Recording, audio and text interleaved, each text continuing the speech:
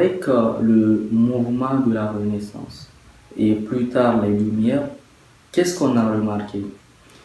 La redécouverte de la philosophie et d'autres sciences grecques va amener la société européenne, en tout cas dans une large tendance, de vouloir rompre d'une façon conflictuelle avec tout ce qui est lié au passé. D'ailleurs, l'esprit de la modernité est très fort pour dire ceci. C'est-à-dire qu'on rompt. Voilà, il y a eu la guerre des anciens contre les modernes, etc. Donc, il y a ceci qui est très important à comprendre déjà. Et qu'est-ce qui se passe?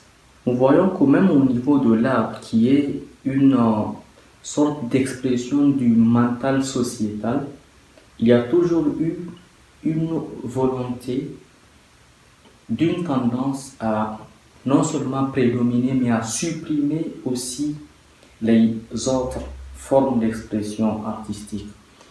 Ce qui n'est pas le cas pour l'Afrique.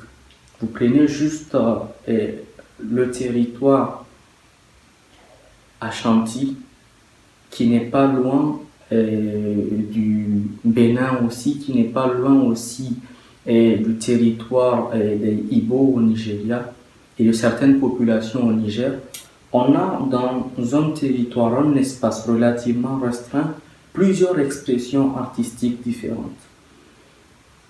Donc, ceci dit que l'Afrique est plus dans une logique de vivre ensemble, de coexistence pacifique, de complexité, que dans une démarche conflictuelle et dialectique qui tendrait à supprimer l'altérité. Donc ça, c'est un exemple banal. Deuxième cas de figure aussi que vous pouvez voir, c'est juste au niveau du quotidien. Par exemple, pour des sociétés africaines à l'époque, comment le plat se prend? Va vous rassembler plusieurs enfants qui vont manger autour d'un même plat. Pour la pensée européenne et plus largement occidentale, c'est chacun dans son assiette. Cette forme déjà inculque au niveau de la psychologie infantile une logique d'individualisme pour les occidentaux. Ça développe, c'est-à-dire que c'est dès la base qu'on apprend à vivre dans une sorte de compétition et d'autonomie vis-à-vis de l'altérité, plutôt que de composer avec. Donc, c'est un problème qui est fondamental.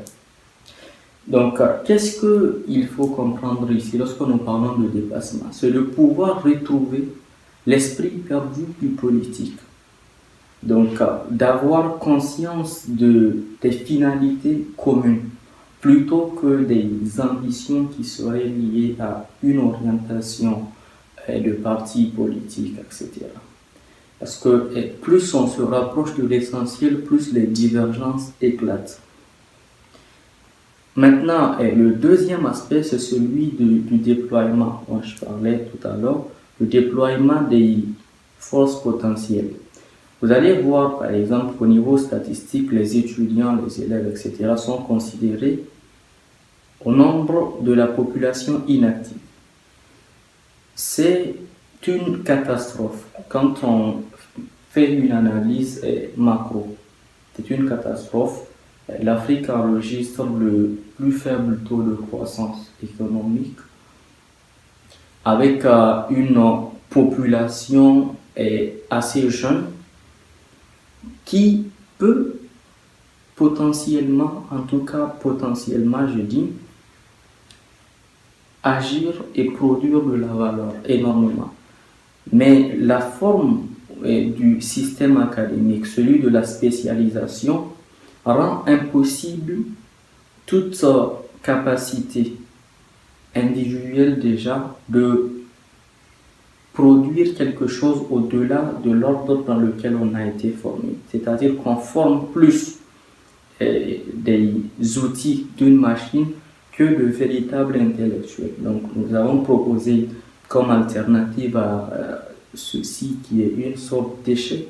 Parce que dans une société, lorsque vous avez des gens qui n'arrivent pas à s'intégrer, on parle souvent d'échec social. En vérité, c'est l'échec d'un système.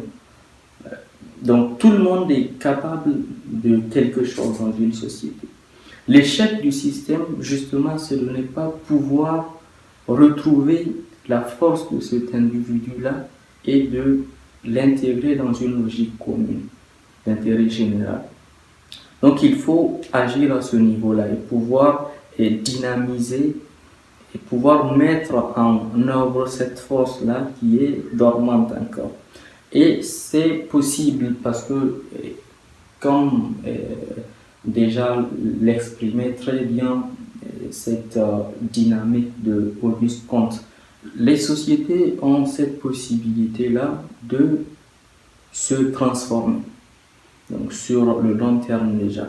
Alors, donc nous travaillons à ce niveau-là pour mettre en place ce que nous appelons une société supracivile. C'est une société qui rompt avec l'attitude victimaire, une société qui rompt avec cette démarche pleurnicharde, une société civile qui indexe et qui s'apitoie sur son sort.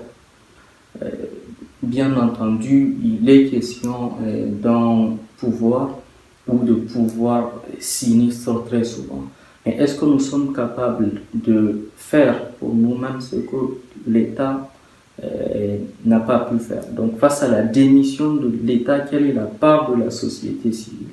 Donc c'est une société pour nous qui dépasse l'attitude d'une société purement civile.